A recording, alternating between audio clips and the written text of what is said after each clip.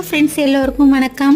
நம்ம ரோட்டோரங்களில் நடந்து போகும்போதுலேயும் சரி, இல்லை வண்டியில் போனாலும் சரி, ரோட்டு கரையோரமாக ஹோட்டல் இருந்ததுன்னா சில ஹோட்டல்கள் இருந்து நம்மளையும் அறியாமல் ஒரு தனி வாசனை நம்ம மூக்கை வந்து அடையும். அப்படி வாசனை வர்றதுக்கு முக்கியமான காரணமே அந்த சாப்பாடில் அவங்க சேர்க்குற சில பொருட்கள் தான். நாம் எப்படி வீடுகளில் சமைக்கும் போதுல கருவேப்பிலை, மல்லி இலை, புதினா இலை சேர்க்குறோமோ அதுபோல தான் ஹோட்டல்களில் இந்த இலையை பயன்படுத்துகிறாங்க. இந்த செடிக்கு பேர் ரம்ப செடி, ரம்ப இலைன்னு சொல்லுவாங்க.